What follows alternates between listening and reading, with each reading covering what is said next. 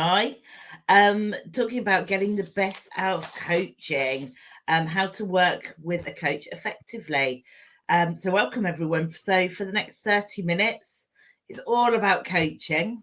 But before we start, I'll just get Volker to introduce himself after I've introduced myself.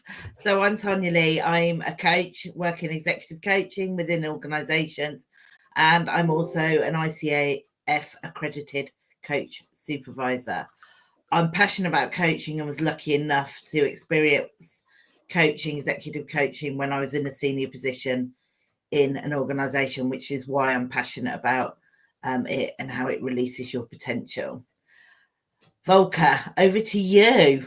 Yeah, good morning, Tanya. Good morning, everyone. It's good to be here. So I've been coaching for many, many years. So I did my master practitioner in NLP. That's how it all started with me back in 2003, and DBM, Development of Behavior Models. I'm now a therapist and done lots of coaching courses over the years. I'm EQI qualified, so I assess emotional intelligence, something I'm very passionate about. So yeah, I've been involved in the space for many, many years. So yeah, let's talk coaching. Let's talk coaching. We will, if you've got any questions, please pop them into the chat and we will address them at the end, just so it doesn't interrupt the flow. And I know there's sometimes a little bit of a lag. So you might be halfway through something and a question pops up. But I think it's first of all worth talking about what coaching actually is. Because we hear a lot of conversations about counselling, coaching, and mentoring. And they're three very distinctive things, but we tend to get them very mixed up when we talk about them. And I mean, how I understand it is counselling is really looking backwards and to the present, and it's about healing and resolving past issues. Coaching is very forward thinking. It's achieving goals and maximizing your potential. So it does look at the present and the future more than the past.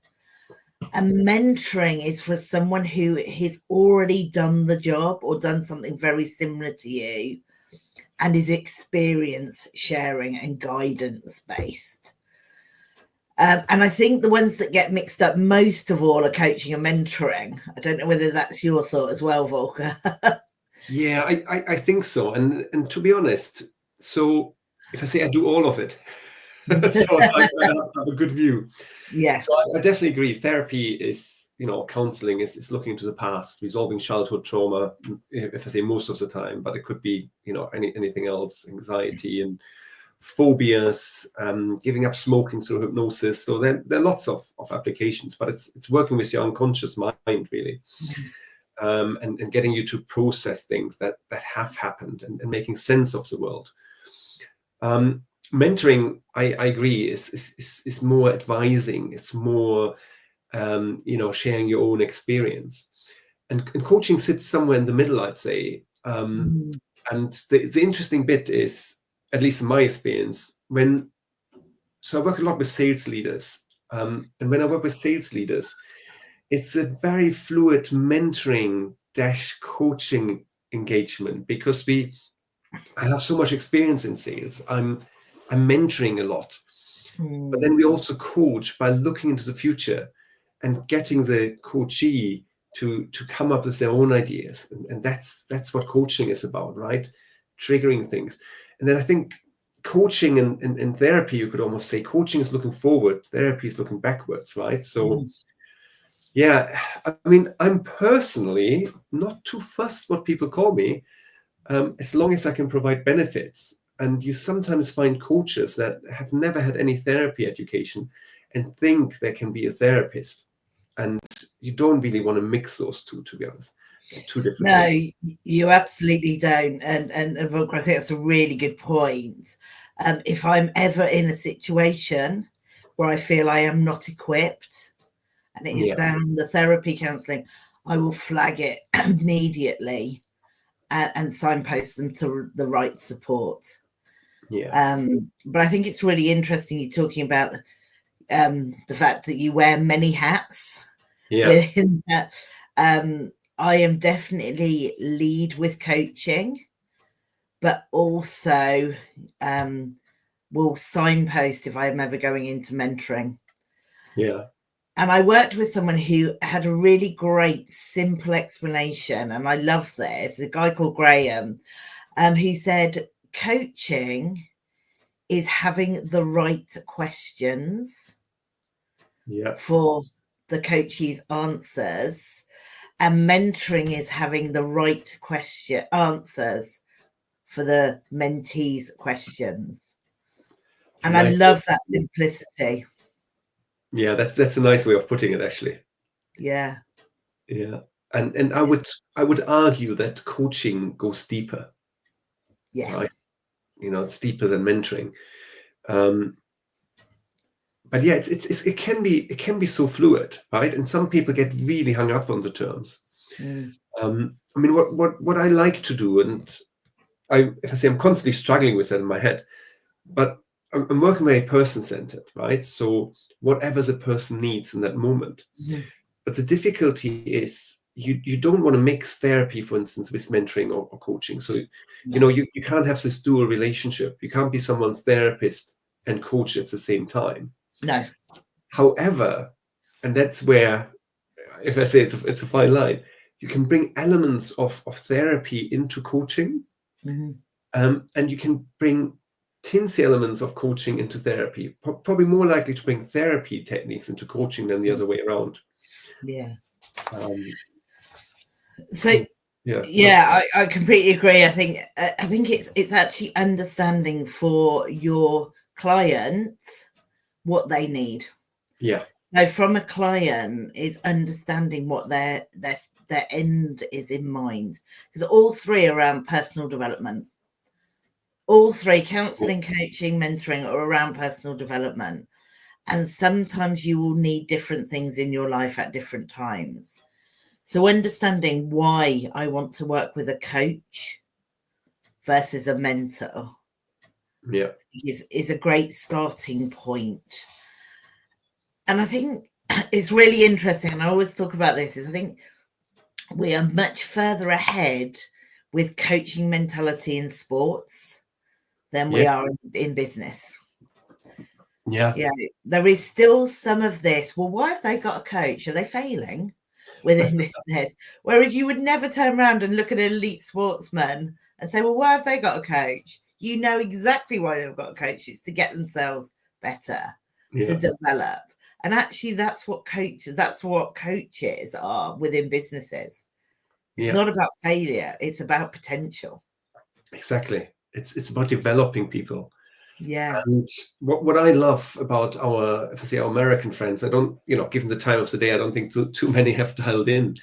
But it's very common to have a coach and a therapist, and it's just part of people's life to develop themselves. I mean, obviously, the personal development industry is a lot bigger. I mean, it's a bigger country as well. Yeah. But I still work with people in therapy, for instance. They go like, therapy, it's still kind of like, that's for the crazy people, right? That's that's not for me. And I thought that for a long time. And obviously, as part of my training, I had to have therapy as well. And it's so useful, and it's completely different to coaching. Yeah. So what would you say should be the first steps in securing a coach for your needs? What would that be? So I think, and I use the analogy from therapy again. It's about the personality. It's about the relationship. So meeting a coach, if I say go window shopping, read a few profiles, and then start talking to a few and see who you think you want to work with, because it's a relationship you're building, right? Can you work with that person, if I say day in, day out? I mean, depending how many sessions and cadence you have. But the relationship, and it's the same with therapy, the relationship is paramount. So if you don't get, if I say, along with the person, the second bit is, and that's where, if I say I'm too hearted, but has the person done the job themselves? Because part of that, coming back to our discussion around mentoring, is for mentors, you need that person to have done that job before, right? Because otherwise that person can't help you. With coaching, it's actually not as essential, right? I can coach anyone to become better in whatever they do without having the background knowledge. But it often helps people to ease into coaching if they know that person has had experience in that field. And that's a double-edged sword for us, I think, between mentoring and coaching. I don't know how you see that. Yeah, I agree. And I actually think, I'm very much a coach-led with some mentoring. Although I have worked in senior leadership within large multinational organizations, sometimes when I'm coaching someone in a business I know nothing about, I get asked great questions because I'm really curious. As coaches, which is why we talked about coach supervision, talked about it with Mike a few weeks ago in the Conversation Hub. So catch up with it is why it's so important for us to have supervisors. Yeah. And that's one thing I would always ask coaches, do you have supervision? Because it then proves that they are looking after their professional and ethical development. Yeah. And you cannot be part of an ICF, the MCC, or Apex if you do not have that supervision. Yeah. But absolutely, it is. It's, and I think that's why it's really important to understand what the difference between coaching and mentoring is. Yeah. Sometimes when I'm coaching, I will encourage someone to get a mentor internally. As Volker, you and I both are external coaches. I know organizations have internal, but we're both external coaches, which I think helps, with the trust. Yeah. Because we're not in the business. Yeah, we bring in that outside view. And as you say, there's curiosity, right, of understanding.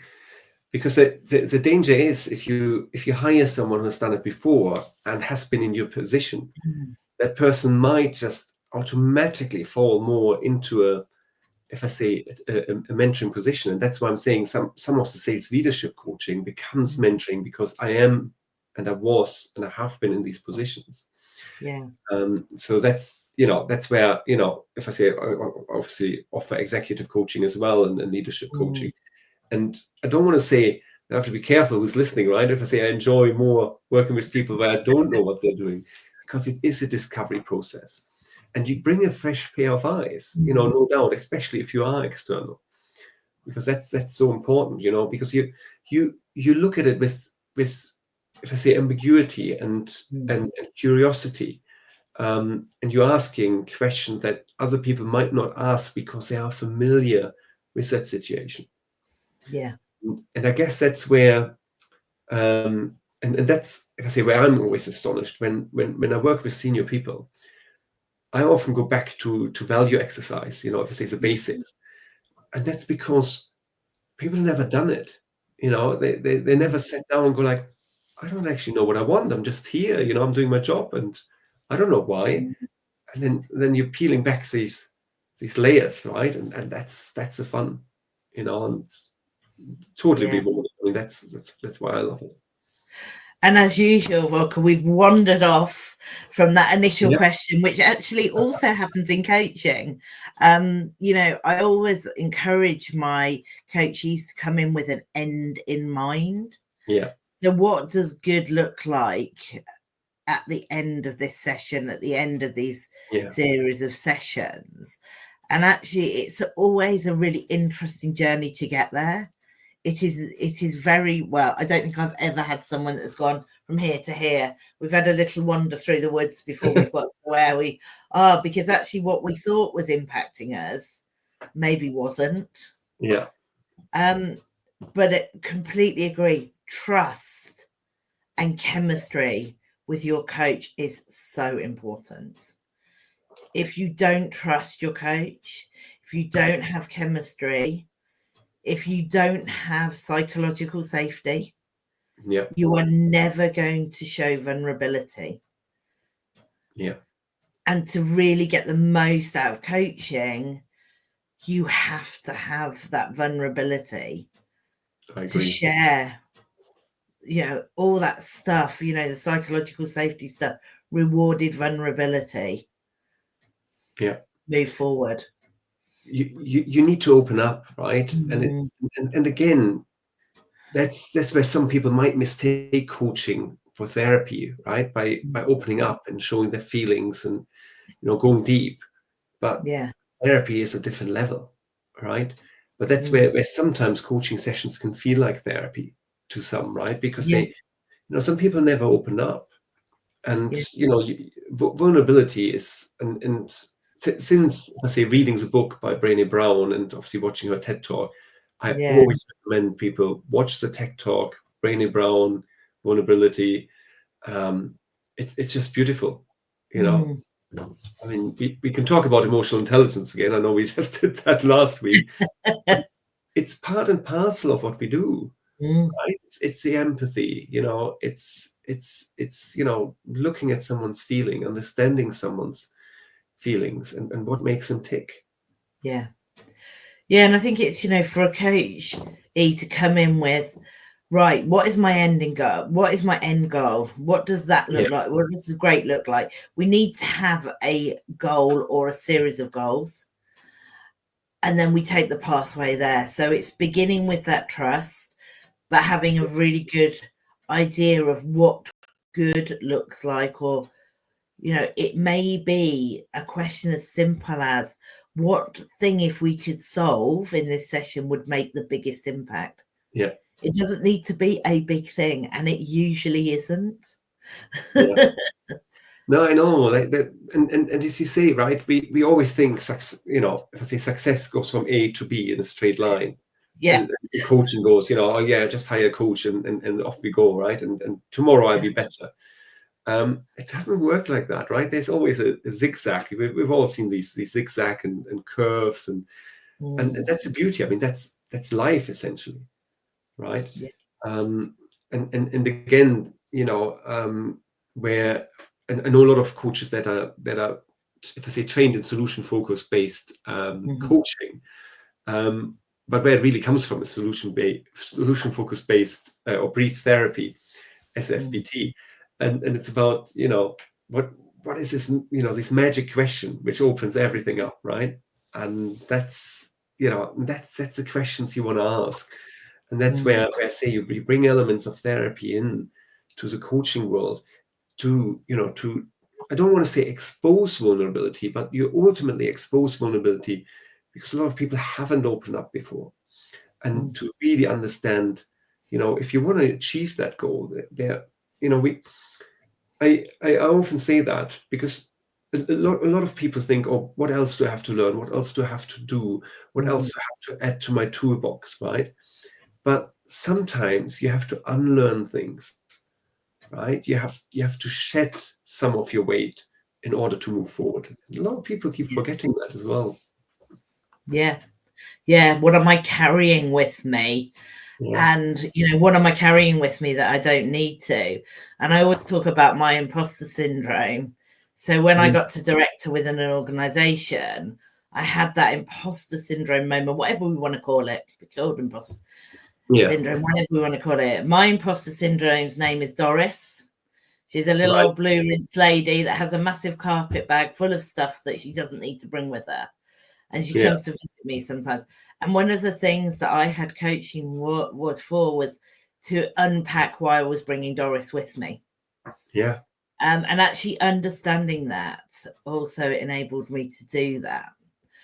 So I think what we also need to sort of mention is coaching is not comfortable. So when you come to coaching, it's not a lovely little chat about some stuff. You're probably going to feel quite uncomfortable. Yeah. Because actually what we're doing is asking those curious questions. Some might be, I describe myself as kindly challenging. Yeah. Are you being brave enough? What would you do if you knew you couldn't fail? So having those open, honest, uncomfortable conversations, because we know growth comes from that uncomfortableness. Yeah. there needs to be a willingness to grow, right, from the coachee Yeah. perspective, right? I mean, you wouldn't hire a coach if you didn't want to grow, because again, if you want to sort something out in your life, that is in the past, go and get a therapist. If you want to grow, and as you say, right, you grow by going into the uncomfortable space, right? There's a space you haven't been before, going into the frontier, whatever that means for you, and everyone starts off at different levels. So that's I guess why imposter syndrome is, if I say quotation mark, popular, right? When you get to coaching, right? I have everything is imposter, and what does imposter actually mean, right? It's and unpacking that can be a few sessions just for someone to realize, oh, actually, it's not imposter I have, it's something completely different. I just call it an imposter syndrome because that's a popularized term, right? It's what we all use when we describe situation. But it can mean so many different things. So for you, it's Dorothy, right? So yeah, good old Doris. It's still good old Doris. She turns up with a carpet bag full of stuff. But yeah, no, absolutely. And I think, that uncomfortableness, I recognize that. Yeah. We never grow unless we feel uncomfortable. So get a coach that will kindly challenge you. Yeah. If that's what you need. And it is recognizing what you need and going back to that chemistry stuff that we talked about is we need to have chemistry to build trust. And actually everything doesn't happen in the session. So as a coach, you need to go out and take the actions you've agreed in that session before the next session. Yeah. So the homework bit. Yeah, exactly. I'd love to say, in the hour or whatever we have is, and we've sorted it all. It's the starting point of action. So for me, the hour of coaching is around having space and time to think. Yeah. Going back to what you said at the beginning, Volker, about we're so busy doing, we very rarely stop to think about why we're doing it, how we're doing it, what impacts it's making to us, to our team, to the business. Yeah. And then going and taking action. And it's so interesting what you're saying as well, because I'm just reflecting from my perspective as well, right? Because therapy, for instance, is a lot cheaper than coaching, right? And if you look at therapy, you do the session, you don't write a follow-up. There's not homework in between. There's not, there's obviously preparation before each session. But coaching, to your point, it's different, right? There's so much more work involved in terms of follow-up emails, following through the contact between sessions in terms of WhatsApp support, email support, right? You're as a coach, you're alongside the client for the whole way, and then you have these contact hours, and that could be 2 a month, that could be 4 a month, that could be 1 a month, depending what you agree. And these are the sessions where you think things through, whilst the actual change happens in between the sessions. But you're always there as a coach. If I say, you never get a day off, and to prepare for these sessions and ongoing support takes actually a lot more time than it does for mentoring or for therapy. And people often forget that. Coaching is not like a one-off session and then I see you in 4 weeks' time, or I'll see you next week. There's a lot more involved from our end. But I'm talking about the coachee, not the coach necessarily. Yeah, exactly. So the coachee needs to take action. Yeah. So for me, it's the coachee has to own this. The agenda for these sessions is always driven by the coachee. Yeah. Always. Always driven by the coachee. So, the questions and the contract at the beginning is always about what they need from this session. Yeah. What good looks at the end of, or what has happened by the end of this session. And then moving forward to when they leave that room, it is not well, it's done and dusted, lovely, I'll see you in a month. There is action that needs to be taken. Yeah. And in there that can be check-ins, etc. time. Yeah. So it's with them to do that, because ultimately coaching tends to be a shorter term relationship than a mentor relationship. It's usually there for a small period of time to get someone to reach their full potential, to understand a little bit more about themselves and how they can turn up in a better way for everyone. Yeah.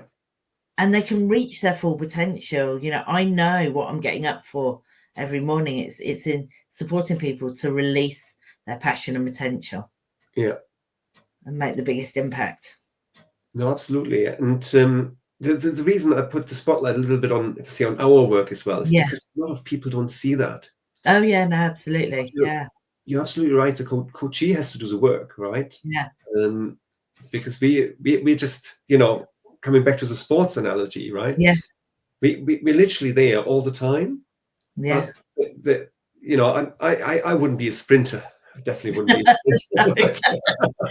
but I can help the sprinter to become a sprinter, right?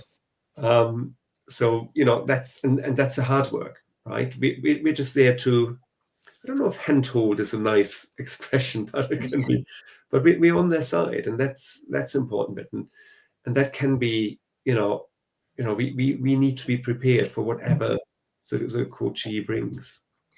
Yeah.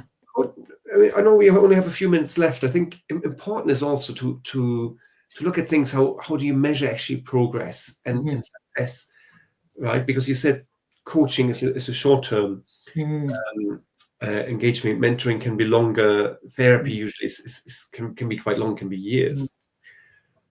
But even coaching, I think, can be years, right? Or it can be like a few months, then it stops for a few months, and you go back. So, or it's ongoing, and again, it obviously depends on the person. But you want to track as well in terms of, as you said, it's so important to set the goals, right?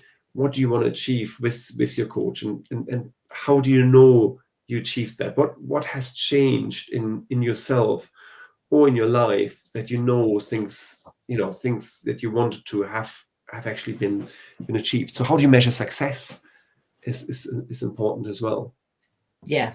And with the best of the world, if we're working with organizations, they need to see return on investment. Yeah. And that will be clearly signposted by better performance usually.